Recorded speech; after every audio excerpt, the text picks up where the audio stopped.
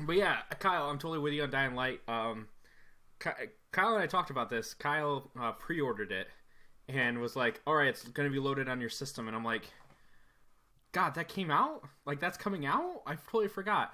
I didn't really think about it because it was supposed to come out in October.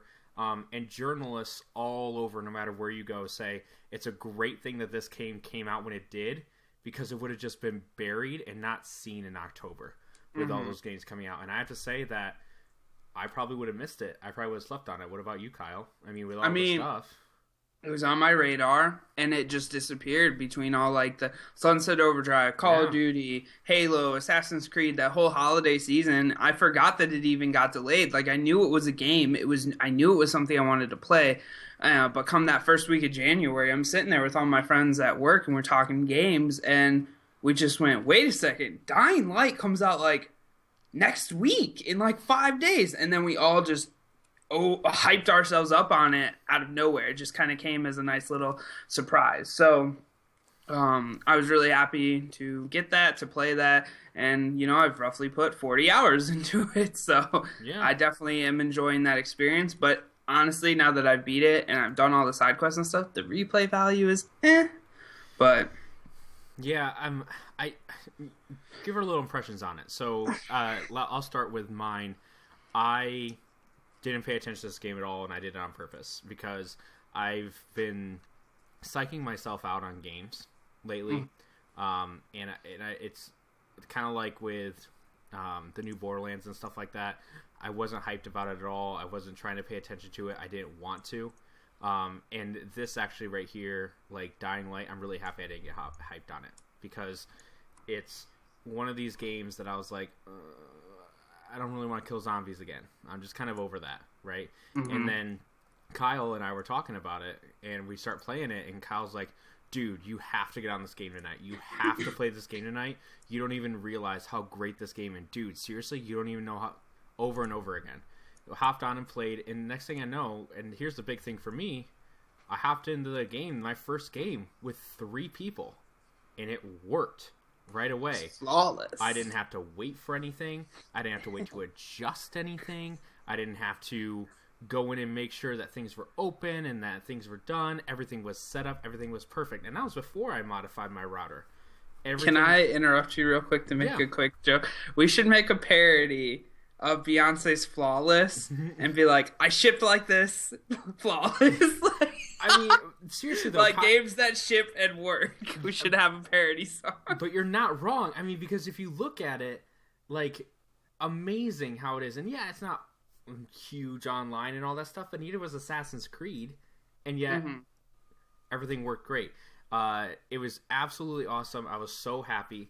And I was thrilled that for this game, which was just kind of quiet, what they sell?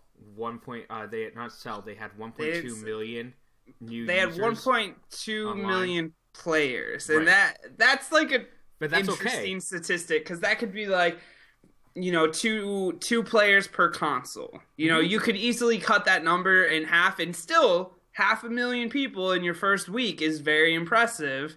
A fun fact, though, interesting fact, is that most of that player base, I think roughly 65% or a little bit more, was on Xbox One and not the PS4, which I thought was very interesting. That, like, player base wise, the installation base is more significant on the PS4, but more people were playing it on an Xbox One, which I think is interesting. I think actually that this is something we could talk about a little bit later, but I think that there's a lot of momentum in Xbox's favor right now. And I really think that that's kind of, I don't even know how to say it. Like, we'll talk about this a little bit, but I think that Xbox has an opportunity here. They recognize the opportunity, and we'll talk about that a little bit later, but they have the opportunity to be very, very good. So I've been very happy with Dying Light. I am halfway through the game, like almost perfectly halfway through the game. There have been a lot of frustrations for me, such as just certain questing where it's just like, okay, I just did a side quest and I'm doing another one and another one and another one. And I'm just like, it's so much so that there's a section in the game, and this isn't spoilers, but you basically have to go to another area, and it's hard to get back from that area. So make sure you do your quests before you move to that area. you can fast travel back. Yes, you can, but you gotta wait a little bit. Like, I'm a little bit farther in, and for some reason, I just haven't figured out how to fast travel back yet. I don't know. We'll talk about that later. Essentially what you have to do, just so you know, is you go to the tower that you're supposed to go to where Troy's at. Yeah. And the level above her, or below her, I mean, in the loft, is their quartermaster, essentially. And there's a poster on the wall that says fast travel back to the slums. But that was not communicated at all, that you could even do that. It was not communicated to the players. And that was kind of one of the frustrating things, or they're, kind of to lead what you're saying, with like the side quests and stuff, there are some things where the details are not as necessarily laid out as they should be. But at the same time, it's nice because it's not a hold your hand game. It's very much you make up how you want to do things in a lot of situations. That's all well and good, though, but sometimes I just want to do stuff. Like, there's a big part of the game, and it's not a big part, but there's part of the game where if you do a side quest and you help someone, they give you something back that's heavily valuable if you've helped them. And it was just, it's one of those where it's like, oh man, I would have gone through and never known that. So it's absolutely awesome that happened. I love the game. I have to say, I'm proud to have played that game. I'm proud that it's something that, well, you should be proud, Kyle, that it's something that was on your radar. And you should be proud of how much you pushed it, because I think that a lot of people really, really like that game.